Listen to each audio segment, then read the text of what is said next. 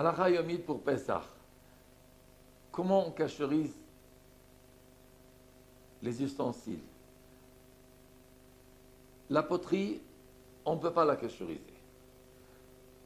Si on l'a utilisée avec de l'eau chaude, on a fait du manger qui est chaud, des bouillons, chametz, tout ça, on doit les garder dans un endroit que pendant Pessah, on ne va pas y arriver.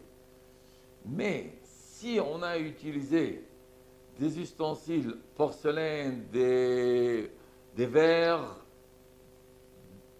des assiettes pour le froid, pas pour le chaud. Tout ce qui est, on a utilisé chametz pour le chaud, on ne peut pas cacheriser. On va le lever et ne pas l'utiliser. Il faut bien le lever dans un endroit qu'on ne peut pas y arriver. On ferme ou on met du scotch pour ne pas se tromper pendant Pessah et de le faire sortir. Alors, cette halakha, c'est tout ce qui est en poterie, excusez-moi, on n'a pas le droit de l'utiliser s'il a été utilisé avec du chaud. Mais s'il a été utilisé avec du froid, chametz, on a le droit de le cacheriser. Comment on le cacherise? On le remplit d'eau pendant 24 heures. Après 24 heures, on le renverse.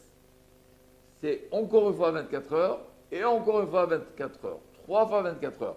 Si je l'ai laissé 48 heures, ça va compter un seul jour. Si je l'ai laissé 23 heures, ça va pas être compté du tout.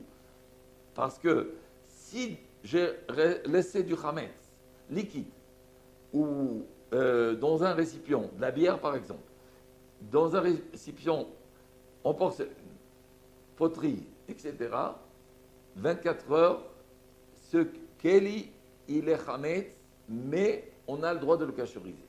Et c'est de cette manière qu'on a expliqué qu'on peut le cacheriser.